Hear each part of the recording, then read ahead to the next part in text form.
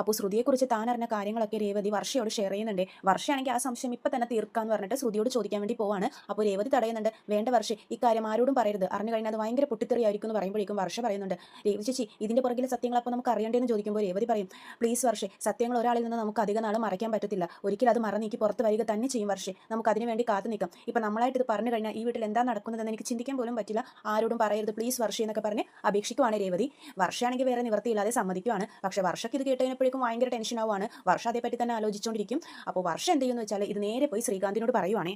ശ്രീകാന്തിന് ഇത് കേൾക്കുമ്പോഴേക്കും ഷോക്ക് ആവുന്നുണ്ട്. വർഷേ, വെറുതെ ഓരോന്നും പറയലെന്ന് പറയുമ്പോഴേക്കും വർഷ പറയുന്നുണ്ട്, ഞാൻ എന്തിനാ ശ്രീകാന്തി വെറുതെ പറയുന്നത്? അപ്പോൾ ശ്രീകാന്ത് പറയും, ഇത് മറ്റുള്ള വിഷയം പോലെയല്ല, ഇത്തിരി സീരിയസ് ആയിട്ടുള്ള വിഷയമാണ്, നീ വെറുതെ ആവശ്യമില്ലാത്തൊന്നും പറയലെന്ന് പറയുമ്പോഴേക്കും, ഇല്ല ശ്രീകാന്തി, ഞാൻ അറിഞ്ഞ കാര്യം പറഞ്ഞതാ, സെക്കൻഡ് ടൈം കൺസീവ് ആവാൻ വേണ്ടിയുള്ള ട്രീറ്റ്മെന്റിന് വേണ്ടിയിട്ടാണ് ശ്രുതി ചേച്ചി ഹോസ്പിറ്റലിൽ പോകുന്നതെന്ന് വർഷ പറയുന്നുണ്ട് ശ്രീകാന്തിനോട്. അപ്പോൾ ശ്രീകാന്ത് ചോദിക്കും, നിന്നോട് ഇതാരാ പറഞ്ഞതെന്ന് ചോദിക്കുമ്പോഴേക്കും വർഷ ആദ്യം ഒന്നും മിണ്ടുന്നില്ലേ. പിന്നെ പറയുന്നുണ്ട്, രേവതി ചേച്ചിയാ പറഞ്ഞതെന്ന് പറയുമ്പോഴേക്കും ശ്രീകാന്ത് പറയും, രേവതി ചേച്ചി അങ്ങനെ വെറുതെ ഓരോന്നൊന്നും പറയില്ല, അന്വേഷിച്ചിട്ടായിരിക്കും ഇത് പറയുന്നത്. അപ്പോൾ ഇതിൽ എന്തെങ്കിലുമൊക്കെ സത്യം ഉണ്ടാവും എന്ന് പറയുമ്പോഴേക്കും വർഷ പറയുന്നുണ്ട്, അപ്പോൾ ഞാൻ പറയുന്നത് എന്താ, വെറുതെ ആണെന്നാണോ ശ്രീകാന്ത് പറയുന്നത് ചോദിക്കുമ്പോൾ ശ്രീകാന്ത് പറയും, വർഷേ, ഇത് തല്ല് പിടിക്കാനുള്ള സമയമല്ല, ശ്രുതി ചേച്ചിയുടെ രണ്ടാമത്തെ പ്രസവമാണെന്നാണ് അപ്പോൾ പറഞ്ഞു വരുന്നതെന്ന് ചോദിക്കും. വർഷ പറയുന്നുണ്ട്, സെക്കൻഡ് ടൈം കൺസീവ് ആവാനാണ് ട്രീറ്റ്മെന്റ് എടുക്കുന്നതെന്നാ ഹോസ്പിറ്റൽ ചാട്ടിലുള്ളത്. അപ്പോൾ പിന്നെ ഫസ്റ്റ് ടൈം ഒരു കുഞ്ഞുണ്ടാവില്ലേ, അതുകൊണ്ടല്ലേ സെക്കൻഡ് ടൈം എന്ന് അവർ പറയുന്നതെന്ന് ചോദിക്കുവാണ് വർഷ.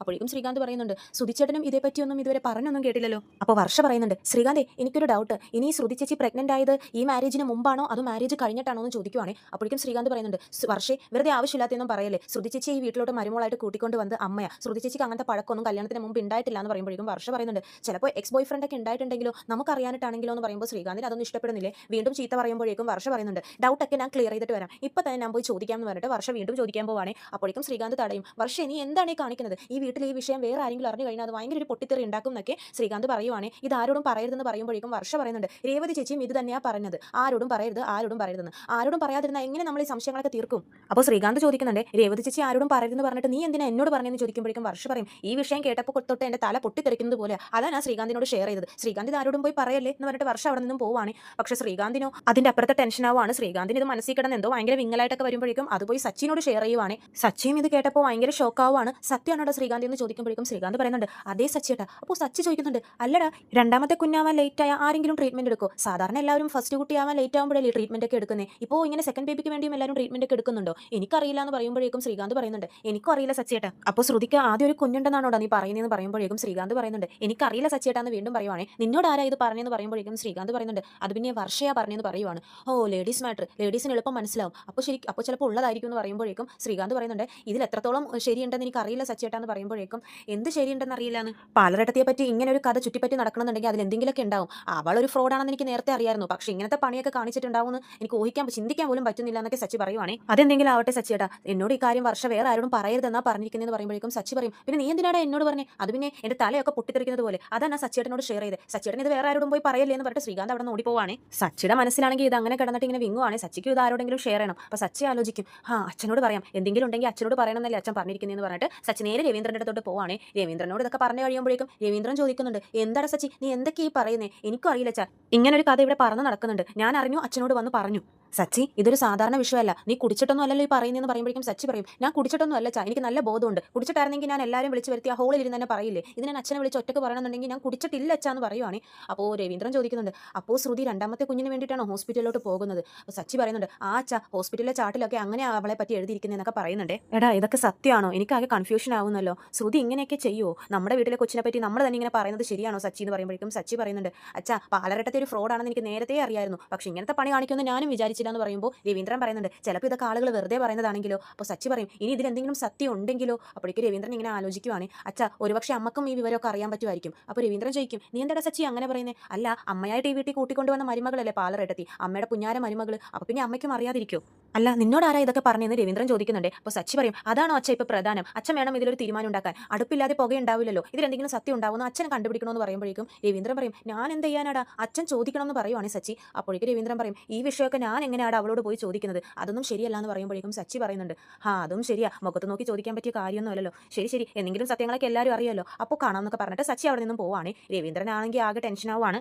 ചന്ദ്രക്ക് ഈ വിഷയത്തെ പറ്റി എന്തെങ്കിലും അറിവുണ്ടോ എന്ന് അറിയാൻ വേണ്ടിയിട്ട് രവീന്ദ്രൻ ചന്ദ്രയോട് പോയി ഈ കാര്യങ്ങളൊക്കെ ചോദിക്കുവാണ്. അപ്പോഴേക്കും ചന്ദ്ര ചന്ദ്ര ചോദിക്കുന്നുണ്ട്, നിങ്ങൾ എന്താ രവിയേട്ടാ ഇങ്ങനെയൊക്കെ ചോദിക്കുന്നത്? നമ്മുടെ വീട്ടിലെ കുട്ടീനെ പറ്റി ഇങ്ങനെ തന്നെ നിങ്ങൾ തന്നെ ഇങ്ങനെയൊക്കെ ചോദിക്കുന്നത് ശരിയാണോ എന്ന് ചോദിക്കുമ്പോഴേക്കും രവീന്ദ്രൻ പറയും, ഞാനല്ല, ഇങ്ങനെ ഒരു കഥ ഇവിടെ പറഞ്ഞ് നടക്കുന്നുണ്ട്, ഞാൻ അത് അറിഞ്ഞത് നിന്നോട് ചോദിച്ചു എന്നേ ഉള്ളൂ, നിനക്ക് ഈ വിഷയത്തെ പറ്റി എന്തെങ്കിലും അറിവുണ്ടോ എന്ന് ചോദിക്കുമ്പോഴേക്കും ചന്ദ്ര പറയും, ഞാൻ എങ്ങനെ അറിയാനാ, അവരുടെ കല്യാണം കഴിഞ്ഞിട്ട് 1 വർഷം പോലും ആയിട്ടില്ല, അപ്പോൾ പിന്നെ ഇങ്ങനെയൊക്കെ നടക്കുമോ, ഇതൊക്കെ ആരെങ്കിലും ഉണ്ടാക്കി പറയുന്ന കഥകളായിരിക്കും എന്നൊക്കെയാണ് ചന്ദ്ര പറയുന്നത്. രവീന്ദ്രൻ വിടുന്നില്ല, പുറത്ത് ഇതാരെങ്കിലും അറിഞ്ഞു കഴിഞ്ഞാലുണ്ടല്ലോ ചന്ദ്ര, നമ്മുടെ കുടുംബത്തിന്റെ അഭിമാനവും നാണവും എല്ലാം പോയി കിട്ടും, നിനക്ക് എന്തെങ്കിലും ഇതേപ്പറ്റി അറിയാമെങ്കിൽ പറ ചന്ദ്ര എന്ന് പറയുമ്പോഴേക്കും ചന്ദ്ര പറയുന്നുണ്ട്, എനിക്കൊന്നും അറിയില്ല രവിയേട്ടാ, ഇത് കേട്ടപ്പോൾ തൊട്ട് എന്റെ നെഞ്ച് പടപടാന്നിടിക്കുക, സത്യമായിട്ടും എനിക്ക് അറിയില്ല എന്ന് പറയുവാണ് ചന്ദ്ര. സുധി എന്നോട് ഇതേപ്പറ്റിയൊന്നും പറഞ്ഞിട്ടുമില്ല എന്ന് പറയുമ്പോഴേക്കും രവീന്ദ്രൻ പറയുന്നുണ്ട്, അതാ ഞാനും ചോദിച്ചത്, എന്തെങ്കിലും അറിയോ എന്നറിയാൻ വേണ്ടിയിട്ടാണ് ഞാൻ നിന്നോട് ചോദിച്ചെന്ന് പറയുമ്പോഴേക്കും ചന്ദ്ര പറയും, ഇപ്പോൾ ഇതിൽ നമുക്ക് എന്താ ഇതിലെ സത്യാവസ്ഥ എന്നറിയണം, ഞാൻ ഇപ്പം തന്നെ പോയി അവളോട് ചോദിച്ചിട്ട് വരാമെന്ന് പറഞ്ഞിട്ട് ചന്ദ്ര പോകാൻ പോകുമ്പോഴേക്കും രവീന്ദ്രൻ തടയുവാണ്. ചന്ദ്ര നീ എവിടെ പോവാ, ഇങ്ങനെ അവസരപ്പെട്ട് എളുപ്പം പോയൊന്നും ചോദിക്കല്ലേ, പെട്ടെന്നൊന്നും ചോദിക്കണ്ട. അപ്പോൾ ചന്ദ്ര പറയും, പിന്നെന്ത് 10 വർഷം കഴിഞ്ഞിട്ട് വേണോ ചോദിക്കാൻ, അറിയാനുള്ളത് ഇപ്പം തന്നെ അറിയണം, എല്ലാ സംശയങ്ങളും എനിക്ക് ഇപ്പം തന്നെ തീർക്കണം എന്ന് പറഞ്ഞിട്ട് ചന്ദ്ര ദേഷ്യത്തിൽ ഡോറും തുറന്ന് പോവാണ്. രവീന്ദ്ര തടയാൻ നോക്കിയിട്ടൊന്നും നിൽക്കുന്നില്ല, ശ്രുതി എടി ശ്രുതി എന്ന് പറഞ്ഞ് വിളിച്ച് കൂവാണ്. അപ്പോഴേക്കും ശ്രുതി വരുവാണ്. എന്താ അമ്മ, എന്താ ശ്രുതിയെ വിളിക്കുന്നതെന്ന് ചോദിക്കുമ്പോഴേക്കും ചന്ദ്ര ചോദിക്കുന്നുണ്ട്, നിന്റെ പേര് ശ്രുതി എന്നാണോ? അല്ലല്ലോ, മാറി നിൽക്കാൻ അങ്ങോട്ട്, എടി ശ്രുതി. അപ്പോൾ ശ്രുതി പറയുന്നുണ്ട്, ശ്രുതി അവിടെ നിന്ന് കണക്ക് നോക്കുക അമ്മേ, അവൾ എന്തെങ്കിലും നോക്കട്ടെ, എനിക്ക് അവളോട് ഇങ്ങോട്ടേക്ക് വരാൻ പറഞ്ഞ്, ശ്രുതി നീ ഇങ്ങോട്ടേക്ക് വരുന്നോ അതോ ഞാൻ അങ്ങോട്ടേക്ക് കയറി വരണോ എന്ന് പറഞ്ഞ് ഹോളിൽ കിടന്ന് ഭയങ്കര ഒച്ചപ്പാടാണ് ഈ ചന്ദ്ര. ചന്ദ്രയുടെ ബഹളം കേട്ട് എല്ലാവരും കൂടുവാണേ ഹോളിൽ.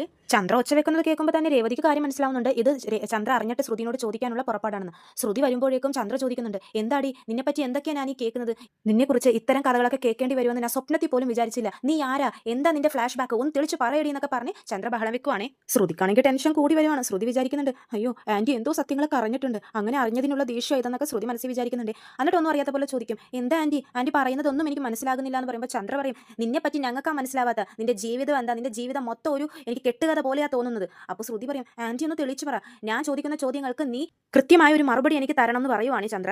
ആന്റി എന്തിനെ പറ്റിയാ ചോദിക്കുന്നതെന്ന് എനിക്ക് മനസ്സിലാവുന്നില്ല എന്ന് ശ്രുതി പറയുമ്പോഴേക്കും ചന്ദ്ര ചോദിക്കുന്നുണ്ട് ദേഷ്യത്തിൽ തന്നെ, നിനക്കൊരു കുഞ്ഞുണ്ടോ ശ്രുതി എന്ന് ചോദിക്കുവാണ്. ശ്രുതി ആ ചോദ്യത്തിൽ ഇങ്ങനെ ഞെട്ടി പോകുവാണ്. അപ്പോഴേക്കും എല്ലാവരും പരസ്പരം നോക്കുവാണ്, കാരണം ആരോടും പറയരുതെന്ന് പറഞ്ഞ കാര്യം കറങ്ങി കറങ്ങി ചന്ദ്രയുടെ ചെവിയിലെത്തിയല്ലോ. രേവതി വർഷയും വർഷ ശ്രീകാന്തിനെയും ശ്രീകാന്ത് സച്ചി ഇങ്ങനെ നോക്കിക്കൊണ്ട് നിൽക്കുവാണ്. അപ്പോഴേക്കും ശ്രുതി ആകെ വല്ലാണ്ടാവുകയാണ്. ചന്ദ്ര പക്ഷെ നിർത്തുന്നില്ല, മര്യാദക്ക് പറ, നിന്റെ കല്യാണം ഇതിനു മുമ്പ് കഴിഞ്ഞതാണോ, നിനക്ക് അതിലൊരു കുട്ടിയുണ്ടോ എന്നൊക്കെ ചോദിക്കുമ്പോഴേക്കും ശ്രുതി ഇങ്ങനെ പൊട്ടിക്കരയുവാണ്. എന്നിട്ട് പറയുന്നുണ്ട്, ആന്റി എന്താ ആന്റി ഇങ്ങനെ എല്ലാവരുടെ മുമ്പിലും ഇങ്ങനത്തെ ചോദ്യങ്ങളൊക്കെ ചോദിക്കുന്നേ, എന്താ ആന്റി ഇതെന്നൊക്കെ ചോദിച്ച് കരയുമ്പോഴേക്കും ചന്ദ്ര പറയും, ശ്രുതി നീ മര്യാദക്ക് എനിക്കൊരു ഉത്തരം താ, കാരണം ഞാനായിട്ട് ഈ വീട്ടിലോട്ട് കൂട്ടിക്കൊണ്ടുവന്ന മരുമകളാ നീ, ഞാൻ തലയെ കയറ്റി വെച്ചാൽ നടന്നിരുന്നത്, എനിക്കിതിനൊരു ഉത്തരം കിട്ടിയേ പറ്റൂ എന്ന് പറയുമ്പോഴേക്കും ശ്രുതി പറയുന്നുണ്ട്, അമ്മേ ശ്രുതി എപ്പോൾ ഗർഭിണിയാവാനാ, ശ്രുതി ഇതുവരെ ഗർഭിണി ആയിട്ടില്ല, ശ്രുതി നീ മിണ്ടാതിരുന്നോ, ഞാൻ ഇവളോടാ ചോദിക്കുന്നത്, പറ ശ്രുതി നിനക്കൊരു കുഞ്ഞുണ്ടോ എന്ന് ചോദിക്കുവാണേ. ശ്രുതി എന്ത് പറയണം എന്നറിയാതെ ഇങ്ങനെ വയ്യാണ്ടിരിക്കുവാണ്. മറ്റുള്ളവരാണെങ്കിലോ ശ്രുതി എന്താ പറയുന്ന അറിയാൻ ഇങ്ങനെ ആകാംക്ഷയോടെ ഇരിക്കുവാണ്. ചന്ദ്ര നിർത്തുന്നില്ല, നീ ഇതിനു മുമ്പ് ഗർഭിണി ആയിട്ടുണ്ടോ ശ്രുതി എന്ന് ചോദിക്കുമ്പോഴേക്കും ശ്രുതി വീണ്ടും, എന്തിനാ ആന്റി ഇങ്ങനെ എല്ലാവരുടെ മുമ്പിലും എന്നെ നാണം കെടുത്തുന്നത്, നീ ഹോസ്പിറ്റലിൽ പോയായിരുന്നോ ഇല്ലയോ എന്ന് ചോദിക്കുമ്പോഴേക്കും ശ്രുതി പോയിരുന്നു എന്ന് പറയുവാണ്. അപ്പോൾ ചന്ദ്ര ചോദിക്കുന്നുണ്ട്, അവർ പറഞ്ഞു നീ രണ്ടാമത്തെ കുഞ്ഞിന് വേണ്ടിയിട്ടുള്ള ട്രീറ്റ്മെന്റിന് വേണ്ടിയിട്ടാണ് അവിടെ വന്നിരിക്കുന്നതെന്ന്, അത് ശരിയാണോ എന്ന് ചോദിക്കുവാണ്. അപ്പോഴേക്കും ശ്രുതി ഒന്നും മിണ്ടാതെ ഇങ്ങനെ നിൽക്കുവാണ്. എല്ലാവരും ശ്രുതി എന്ത് പറയുമെന്നറിയാൻ നോക്കി നിൽക്കുവാണ്. ചന്ദ്ര പറയുന്നുണ്ട്, പറയടി നീ എന്താ ഒന്നും മിണ്ടാതെ നിൽക്കുന്നതെന്ന് പറഞ്ഞ് ശ്രുതിയെ പിടിച്ച് കുലുക്കുവാണ്. രവീന്ദ്രൻ പറയുന്നുണ്ട്, ചന്ദ്ര നീ ഇത് അവളെ ഒറ്റയ്ക്ക് മുറിയിൽ വിളിച്ചിരുത്തി കൊണ്ടുപോയി സംസാരിക്കുക. അപ്പോൾ ചന്ദ്ര പറയും, എന്തിന്, ഇതിനുത്തരം അവൾ ഇവിടെ എല്ലാവരുടെ മുമ്പിലും ഇപ്പം തന്നെ എൻ്റെ അടുത്ത് പറഞ്ഞിരിക്കണം, എനിക്കൊരു ശരിയായിട്ടുള്ള മറുപടി കിട്ടിയേ പറ്റൂ, പറയൂ ശ്രുതി നീ പോയായിരുന്നോ, രണ്ടാമത്തെ കുഞ്ഞിന് വേണ്ടിയിട്ടുള്ള ട്രീറ്റ്മെന്റിന് വേണ്ടിയിട്ടല്ലേ നീ അങ്ങോട്ട് പോയതെന്നൊക്കെ പറഞ്ഞ് ശ്രുതിയോട് പൊട്ടിത്തെറിക്കുവാണ് ചന്ദ്ര. ശ്രുതിയാണെങ്കിൽ കരഞ്ഞ് തളരുവാണ്. അപ്പോഴേക്കും ശ്രുതി വരും, ശ്രുതി എന്താ ഇവിടെ നടക്കുന്നേ, നീ എപ്പോഴാ ഹോസ്പിറ്റലിൽ പോയേ, അമ്മ എന്തൊക്കെയാ ഇവിടെ പറയുന്നേ, എന്താ സംഭവിക്കുന്നത്, എനിക്കൊന്നും മനസ്സിലാവുന്നില്ല എന്ന്, നീ എന്തിനാ ഇങ്ങനെ കരയുന്നേ, പറ ശ്രുതി എന്ന് പറയുമ്പോഴേക്കും ശ്രുതി പറയുന്നുണ്ട്, ഞാൻ എൻ്റെ വിധിയെ ഓർത്ത് കരയുവാ ശ്രുതി. ചന്ദ്ര വിടുന്നില്ല, ശ്രുതി നീ ഇപ്പോഴും ഞാൻ ചോദിച്ച ചോദ്യത്തിന് മറുപടി പറഞ്ഞിട്ടില്ല, പറയടി എന്ന് പറയുമ്പോഴേക്കും ശ്രുതി പറയുന്നുണ്ട്, ശരി ആന്റി, ഞാൻ രണ്ടാമത്തെ തവണ ഗർഭിണിയാവാൻ വേണ്ടിയിട്ടുള്ള ട്രീറ്റ്മെന്റിനാണ് ഹോസ്പിറ്റലിൽ പോയെന്ന് പറയുവാണ് ശ്രുതി. അപ്പോഴേക്കും എല്ലാവരും ഇങ്ങനെ ഞെട്ടുവാണ്, പരസ്പരം നോക്കുവാണ് എല്ലാവരും. ശ്രുതി നീ എന്താ ഈ പറയുന്നേ, നീ ഒരു പ്രാവശ്യം പോലും കൺസീവ് ആയിട്ടില്ലല്ലോ, നീ എന്തൊക്കെയാ ശ്രുതി വിളിച്ച് പറയുന്നതെന്ന് പറയുമ്പോഴേക്കും ശ്രുതി പറയുന്നുണ്ട്, ഇല്ല ശ്രുതി ഞാൻ ഒരു പ്രാവശ്യം ഗർഭിണി ആയിരുന്നു എന്ന് പറയുവാണ്. അപ്പോഴേക്കും ചന്ദ്ര ഇങ്ങനെ നല്ല ദേഷ്യം കയറി വരുവാണ്. പറയടി നീ എപ്പോഴാണ് ഗർഭിണിയായത്, കല്യാണത്തിന് മുമ്പാണോ അതോ കല്യാണത്തിന് ശേഷമാണോ എന്ന് ചോദിക്കുവാണ്. ശ്രുതി ആ ചോദ്യത്തിൽ ഞെട്ടിപ്പോവാണ്. ഒന്നും മിണ്ടാതെ അവിടെ എഴുന്നേറ്റ് നിന്നിട്ട് ചന്ദ്രയുടെ അടുത്തോട്ട് വന്നു നിന്ന് പറയുന്നുണ്ട്, എന്തിനാ ആന്റി ഇങ്ങനെയൊക്കെ എന്നോട് ചോദിക്കുന്നത്, ഞാൻ എന്താ അത്തരത്തിലുള്ള ഒരു പെണ്ണാണോ എന്നൊക്കെ കരഞ്ഞു മെഴുകുവാണ് ശ്രുതി. എന്നിട്ട് പറയുന്നുണ്ട്, എൻ്റെ വയറ്റിൽ ജനിച്ച കുഞ്ഞ് അത് ശ്രുതിയുടെ കുഞ്ഞായിരുന്നു എന്ന് പറയുവാണേ. എന്താ മോളെ നീ പറയുന്നേ, അപ്പോൾ കല്യാണത്തിന് ശേഷമാണ് നീ ഗർഭിണി ആയെന്നാണോ പറയുന്നതെന്ന് രവീന്ദ്രൻ ചോദിക്കുന്നുണ്ട്. ശ്രുതി അതേ അങ്കിൾ എന്ന് പറയുമ്പോഴേക്കും ശ്രുതി ചോദിക്കുന്നുണ്ട്, ഇതെപ്പോൾ ശ്രുതി, ഞാൻ അറിഞ്ഞില്ലല്ലോ എന്ന് പറയുവാണ്. അപ്പോൾ ശ്രുതി പറയും, കുറച്ച് മാസങ്ങൾക്ക് മുമ്പ് ഞാൻ ഗർഭിണി ആയിരുന്നു ശ്രുതി. അപ്പോൾ ചന്ദ്ര ചോദിക്കും, എന്നിട്ട് ആ കുഞ്ഞ് എവിടെയെന്ന് ചോദിക്കുവാണ്. അപ്പോഴേക്കും ശ്രുതി ഇങ്ങനെ ചന്ദ്രയെ സൂക്ഷിച്ച് നോക്കുന്നുണ്ട്. എന്നിട്ട് പറയുന്നുണ്ട്, ആ കുഞ്ഞിനെ ചുമക്കാനുള്ള ഭാഗ്യം, എൻ്റെ വയറ്റിൽ ഉദരത്തിൽ ചുമന്ന് നടക്കാനുള്ള ഭാഗ്യം എനിക്ക് ഉണ്ടായില്ല, അത് വയറ്റിൽ വെച്ച് തന്നെ അബോഷനായി പോയി എന്ന് പറയുവാണ് ശ്രുതി. പുതിയ കള്ളങ്ങൾ ശ്രുതി ഇങ്ങനെ കെട്ടിച്ചമച്ചുണ്ടാക്കിയിരിക്കുവാണ്. എന്താ ശ്രുതി നീ പറയുന്നേ, അബോഷനായിരുന്നോ? അപ്പോഴേക്കും ശ്രുതി പറയുന്നുണ്ട്, അതേ ശ്രുതി, നമ്മുടെ കുഞ്ഞ് ഈ ഭൂമിയിൽ ജനിച്ചില്ല, അതിനു മുമ്പേ എൻ്റെ വയറ്റിൻ്റെ ഉള്ളിൽ വെച്ച് തന്നെയെന്ന് പറഞ്ഞ് പൊട്ടിക്കരയുവാണ്. അപ്പോഴേക്കും ചന്ദ്ര ചോദിക്കുന്നുണ്ട് ശ്രുതിയോട്, എന്നിട്ട് നീ എന്താ ഈ വിവരം ഞങ്ങളോട് പറയാതിരുന്നേന്ന് ചോദിക്കുവാണേ. അപ്പോഴേക്കും ശ്രുതി അതിനെ വേറെ കള്ളം ഉണ്ടാക്കിയെടുക്കുകയാണ്. ആൻറ്റി കൺഫേം ആയിട്ട് എല്ലാവരോടും പറയാമെന്ന് വെച്ചിരിക്കുമായിരുന്നു, പക്ഷേ അപ്പോഴാണ് എൻ്റെ അങ്കിള് ഇളയച്ചൻ വന്നിട്ട് ഇവിടെ എൻ്റെ അച്ഛൻ ജയിലിലായ വിശേഷങ്ങളൊക്കെ പറഞ്ഞത്. അത് കേട്ടപ്പോഴേക്കും ആ ടെൻഷനിൽ ആൻറ്റി എന്നൊക്കെ പറഞ്ഞ് കരയുവാണേ. അപ്പോൾ ശ്രുതി ചോദിക്കുന്നുണ്ട്, ഓ ആ ടൈമിലാണോ അപ്പോൾ നീ ഗർഭിണിയായിട്ടുണ്ടായത്? അപ്പോൾ ശ്രുതി അതേന്ന് പറയുവാണേ. അച്ഛൻ ജയിലിലായെന്ന് കേട്ടപ്പോൾ എൻ്റെ തലയെല്ലാം ചുറ്റുന്നത് പോലെ തോന്നി. എനിക്ക് എന്ത് ചെയ്യണമെന്ന് അറിയില്ലായിരുന്നു. എൻ്റെ സമനില വരെ തെറ്റിപ്പോയി ശ്രുതിക്ക് പോലും അറിയില്ല. രാത്രി മൊത്തം ഉറങ്ങാതെ ഞാൻ അവിടെ കഴിച്ചു കൂട്ടിയത്. എന്ത് പൊട്ടി പൊട്ടി കരയുമായിരുന്നു രാത്രി മൊത്തം. ആ സ്ട്രെസ്സിലാണ് നമ്മുടെ കുഞ്ഞില്ലാതായത് ശ്രുതി എന്ന് പറഞ്ഞ് കരയുവാണേ ശ്രുതി. ചന്ദ്രയും കൂട്ടത്തിൽ വിഷമിക്കുന്നുണ്ട്. കാരണം തന്റെ ശ്രുതിയുടെ കുഞ്ഞ് ശ്രുതിയുടെ വയറ്റിൽ ഉണ്ടായിട്ട് ഭൂമിയിൽ ജനിക്കാതെ പോയല്ലോ. താൻ വിചാരിച്ച തന്റെ മരുമോള് തന്നെ ആദ്യമായിട്ട് ഗർഭിണിയായല്ലോ. പക്ഷെ ആ കുഞ്ഞിനെ കാണാനുള്ള ഭാഗ്യം തനിക്ക് ഇല്ലാതായി പോയല്ലോ എന്നൊക്കെ ഓർത്ത് ചന്ദ്ര വിഷമിക്കുന്നുണ്ട്. ശ്രുതി പറഞ്ഞ കള്ളങ്ങളൊക്കെ ചന്ദ്ര ഏതായാലും വിശ്വസിച്ചു. പക്ഷെ അവിടെയുള്ള ബാക്കി ആരും വിശ്വസിച്ചിട്ടില്ല. കാരണം രേവതിയും സച്ചിയും പരസ്പരം സംശയത്തോടെ അങ്ങോട്ടും ഇങ്ങോട്ടും നോക്കുന്നുണ്ട്. ശ്രുതിയും കൂട്ടത്തിലിരുന്ന് കരയുന്നുണ്ട്. ശ്രുതിക്കും ശ്രുതി പറഞ്ഞ കള്ളങ്ങളൊക്കെ വിശ്വസിച്ചിരിക്കുകയാണ്.